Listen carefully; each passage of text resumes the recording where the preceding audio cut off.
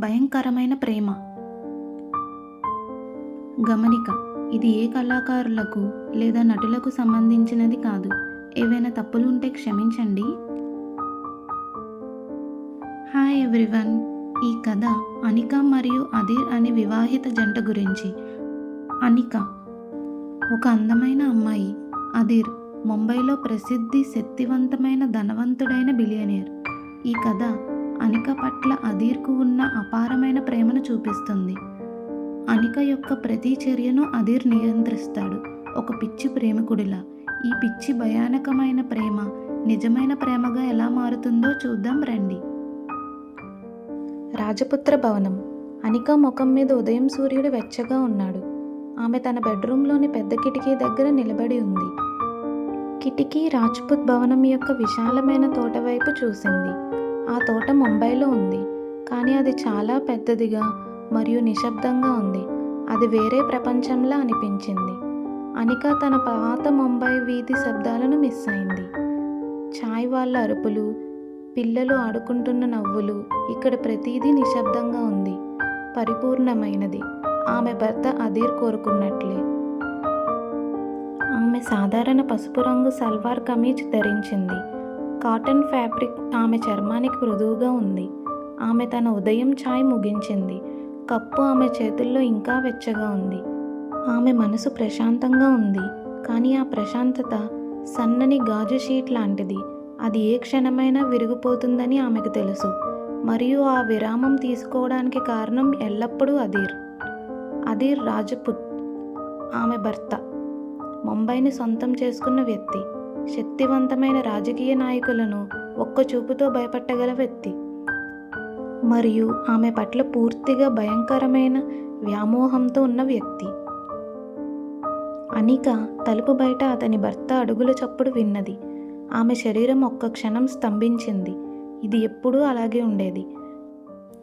ఆమె అతన్ని ప్రేమించింది, కానీ అతని ప్రేమ బరువైన అందమైన దుప్పటి లాంటిది. కొన్నిసార్లు అది ఆమెను వేడెక్కించింది, కొన్నిసార్లు అది ఆమెను ఊపిరాడకుండా చేస్తున్నట్లు అనిపించింది. తలుపు తెరుచుకుని లోపలికి నడిచాడు అదీర్ సాధారణ తెల్లని కుర్తా మరియు పైజామా ధరించాడు, కానీ సాధారణ దుస్తులలో కూడా అతను రాజులా కనిపించాడు. అతని ముఖం రాయి నుండి కత్తిరించినట్లుగా పదునైనది. అతని కళ్ళు చీకటిగా మరియు ఎల్లప్పుడూ గంభీరంగా ఉంటాయి. అతను ఎవరిని చూసి ఎప్పుడూ నవ్వలేదు. అతని వ్యాపార భాగస్వాములు చూసి కాదు, అతని సొంత కుటుంబాన్ని కూడా చూసి నవ్వలేదు. కానీ ఆమెకు అతని కళ్ళు వేరే కాంతిని కలిగి ఉన్నాయి, ప్రమాదకరమైన స్వాధీన కాంతి. అతను వేగంగా ఆమె దగ్గరకు నడిచాడు. అతను గుడ్ మార్నింగ్ చెప్పలేదు, ఆమె నిద్ర గురించి అడగలేదు. అతని కళ్ళు ఆమె బట్టలపైనే ఉన్నాయి. అతను ఆమెకు చాలా దగ్గరగా ఆగిపోయాడు. తన భార్య అనిక అతని పెర్ఫ్యూమ్ వాసన చూడగలిగింది. అది బలమైన చెక్క వాసన. అది ఎల్లప్పుడూ ఆమెకు అతన్ని గుర్తు చేస్తుంది. ఇది కొత్తది అని అతను అన్నాడు. అతని స్వరం తక్కువగా ఉంది. అది ప్రశ్న కాదు, అది ఒక ప్రకటన. అనిక గుండె కొంచెం వేగంగా కొట్టుకుంది. ఆమె తన పసుపు రంగు దుస్తులను చూసుకుంది. అవును అదీర్, నేను నిన్నే దాన్ని కొన్నాను. మమ్మీజీ నన్ను మాల్కి తీసుకెళ్ళింది. మమ్మీజీ అదీర్ తల్లి. ఆమె పెద్ద ఇంటి అవతలి భాగంలో నివసించేది. అదీర్ దవడ బిగుసిపోయింది. అతను చేయి చాపి ఆమె కమీజ్ స్లీవ్ను తాకాడు. అదీర్ వేళ్ళు పొడవుగా మరియు చల్లగా ఉన్నాయి. ఇది మీకు ఎవరు ఇచ్చారు? ఇది వేరే ఎవరైనా నిర్వహించారా? దుకాణదారుడా? మగవాడా? అని ప్రశ్నలు వేగంగా పదునైన కత్తుల్లా ఉన్నాయి. అనిక కడుపులో ఏదో భయంగా అనిపించింది. ఇదంతా ఎక్కడికి వెళుతుందో ఆమెకు తెలుసు. ఆమె తన గొంతులను ప్రశాంతంగా ఉంచుకోవడానికి ప్రయత్నించింది. లేదు లేదు, ఆ దుకాణం మహిళలకు మాత్రమే. సేల్స్ గర్ల్ దాన్ని నాకు చూపించింది. నాకు ఇది నచ్చింది. నేను దాన్ని ప్రయత్నించి కొన్నాను. మరెవరూ దాన్ని ముట్టుకోలేదు, అనిక చెప్పింది. కానీ అదీర్ వినడం లేదు. అతని కళ్ళు చీకటి మంటలతో మండుతున్నాయి. ఆ వస్త్రం ఆమె శరీరాన్ని తాకిన తీరును అతను చూస్తున్నాడు. తనది ఏమిటో మరెవరినైనా చూడటం అతనికి నచ్చదు. ఆమెను ఊహించుకున్న వారిని కూడా అతను జీర్ణించుకోలేడు. అతని మనసులో అనిక అతనికి మాత్రమే చెందినది.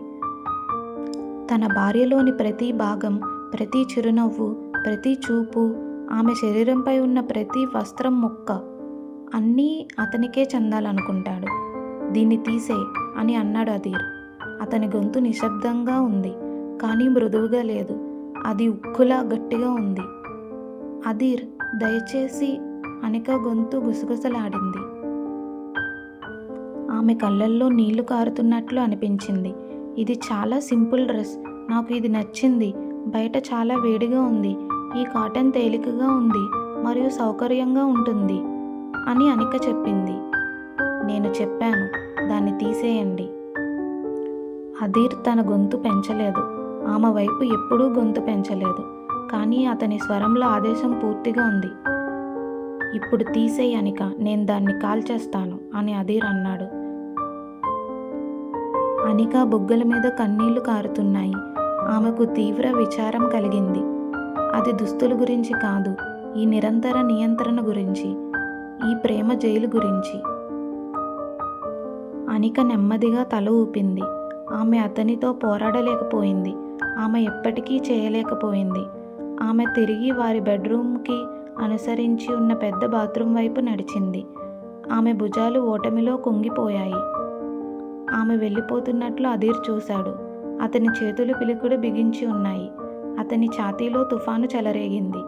ఎవరో తెలియని వ్యక్తి కళ్ళు ఈ బట్ట మీద పడుతున్నాయన్న ఆలోచన, ఎవరో వ్యక్తి చేతులు ఈ దుస్తుల్ని మడత పెట్టడం, అది తరువాత తన భార్య చర్మాన్ని తాకుతుందన్న ఆలోచన, అది అధీర్ని పిచ్చివాణ్ణి చేసింది. అది అతనికి ఏదో నాశనం చేయాలనే కోరికను కలిగించింది. ఇది ఏ దుకాణమో అతను కనుక్కున్నాడు. ఆ వ్యక్తి మళ్ళీ ముంబైలో ఎప్పుడూ పనిచేయకుండా ఉండేలా చూసుకున్నాడు. దాని పరిణామాల గురించి అతను పట్టించుకోలేదు. అనిక బాత్రూమ్ నుండి బయటకు వచ్చింది. ఆమె పాత సరళమైన నీలిరంగు చీరలోకి మారిపోయింది. ఆమె మెత్తటి సల్వార్ కమీజ్ను తనతో పట్టుకుంది. దాన్ని అధీర్కి అందించింది. ఆమె కళ్ళు ఏడుపుతో ఎర్రబడ్డాయి. అధీర్ ఏమీ మాట్లాడకుండా బాల్కనీకి నడిచాడు. అధీర్ తన జేబులోంచి లైటర్ తీసుకున్నాడు. అందమైన పసుపు రంగు దుస్తులను నిప్పు పెట్టాడు. మంటలు కాటన్ ఫ్యాబ్రిక్ను తినేస్తున్నట్లు అతను చూశాడు. అధీర్ చల్లని కళ్ళల్లో మంట ప్రతిబింబించింది. అంతా నల్లటి బూడిద అయ్యే వరకు అధీర్ చూస్తూనే ఉన్నాడు. అనిక గదిలోనే నిలబడి ఉంది. అధీర్ తన ఆనందాన్ని తగలబెడుతుండడం ఆమె చూసింది.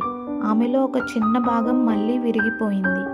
ఏదో ఒక రోజు తనలో పగలగొట్టడానికి ఏమీ మిగలదేమో అని అనిక ఆలోచించింది.